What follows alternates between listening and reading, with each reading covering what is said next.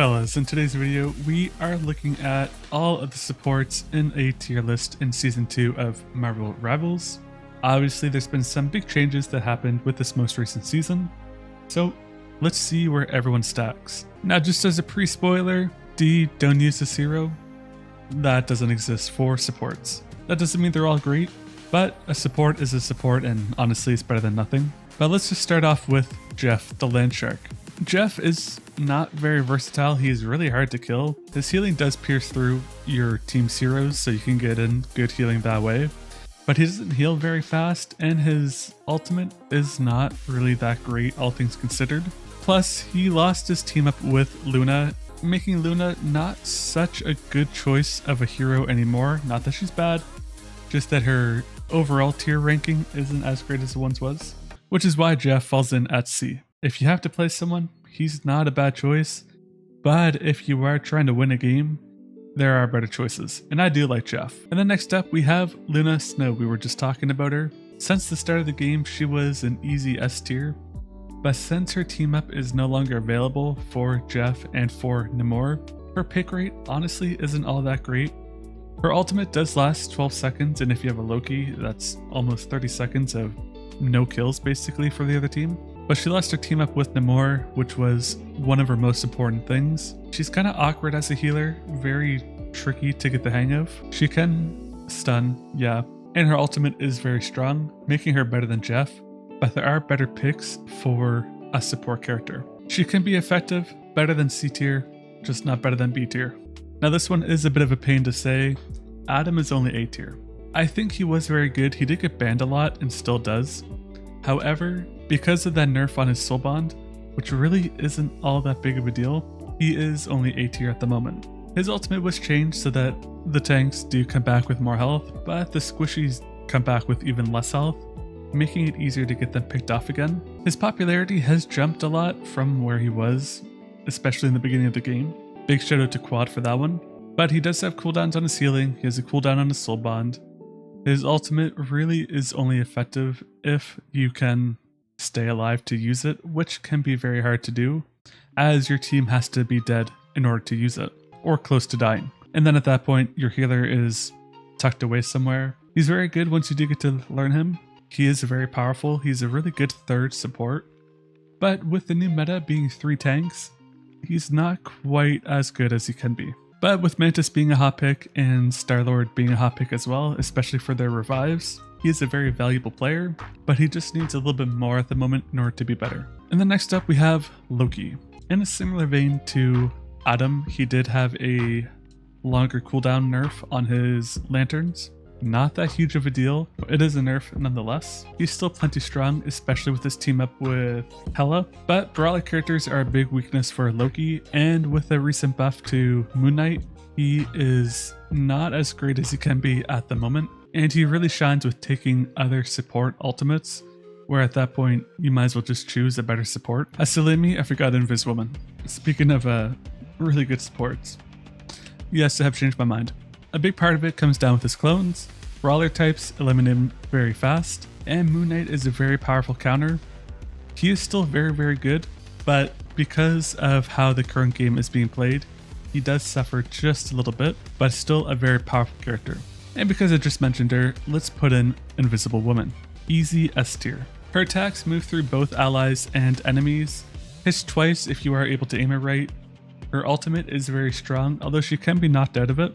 She does make good use of her long range abilities, plus she has that push and pull ability and her little orb that sucks in and deals damage. And because of her ultimate making a radius basically for her healing and stopping enemies from dealing real damage to your team, that is where she really shines. She's able to handle crowd control, which is one of her strong suits, and in a game where high ground does matter a lot, she is an easy S tier pick. Now, I felt like Cloak and Dagger did falter a little bit in the most recent season, but with the recent change to her ultimate ability, where the lanes stay up for the entire duration, it's very, very powerful for convoys as well as for domination games. She's able to switch between her 2 characters to deal damage as well as to heal. She has an easier time healing the flyer characters, the flanks, the dives, which is where she really shines. And while she doesn't counter dive characters like Adam or Loki, not counter, while she doesn't resist dive characters like Adam or Loki, she's able to use her cloak ability to save her team effectively from some ultimates, allowing her to get away. She has decent speed and good healing output. A good Cloak and Dagger can out-heal a rocket, and it's very, very surprising to see.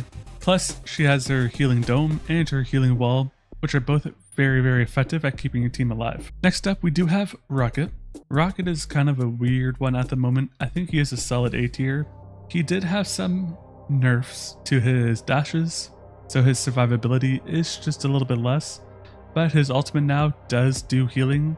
But I think a lot of people were just used to throwing it in the middle of the lanes, which I am too. So it can be shot down very, very fast. You don't see that too much yet, but I think that will be something that comes up more. He's able to revive. His ultimate did have a nerf with damage, unfortunately, but it's very strong. And a lot of people don't actually shoot at it yet for the time being. It can be taken down very, very fast, effectively removing his ultimate. He really does shine as a heal bot.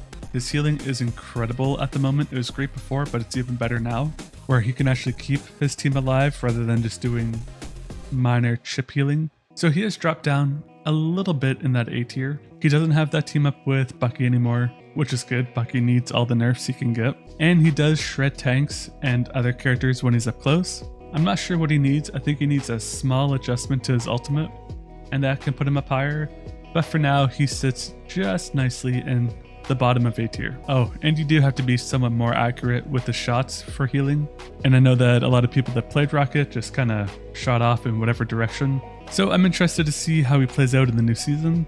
But for now, I think he's a solid A tier, and that definitely will change once some more tweaks to him come. Now lastly, we have Mantis. Mantis has never been an S tier in her life. She is the bottom of S tier primarily because her ultimate is easy to kill her in, but it is still a very effective one. Where she really does shine is her basic attack, doing a lot of damage and getting off very fast, and she gets her orbs back upon landing a critical hit. And if you just shoot often enough, that really won't be a problem. Her orbs now do stack, but I think a lot of people are still somewhat confused on it. If you throw 4 attack orbs onto Black Widow, for example, she doesn't get 4 stacks of, it was like 12% damage boost. It's still 12% damage boost, but it lasts 16 seconds now. Same thing with her healing. It's still whatever healing it was before, it just lasts a longer time the more orbs you place on a person. So she's not broken, not quite as crazy as I thought she was going to be, but still very, very effective. And she does have a good team up with Adam Warlock, where she can revive herself, keeping a support in the game even longer. But that just means that the divers, the flankers on your team, you can give them that healing bonus. So that's Spider-Man, who goes off and gets killed instantly.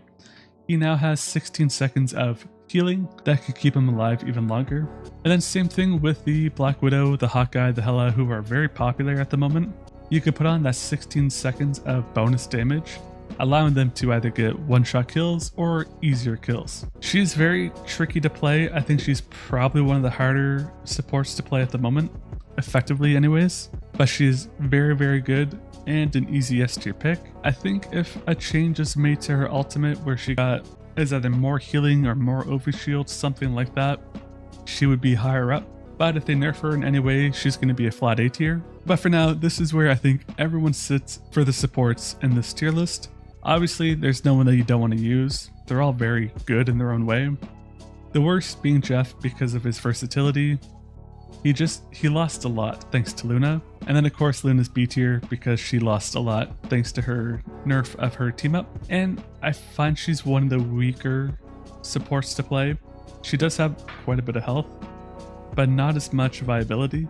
And then Invisible Woman, Cloak and Dagger, Mantis, now S tier. Tell me, what do you think? Do you think I got any wrong, or you think this should be in a different order? Let me know in the comments below. And hey, hit that like button if you're still watching, subscribe for more videos like this if you haven't already, and stay tuned for the next one.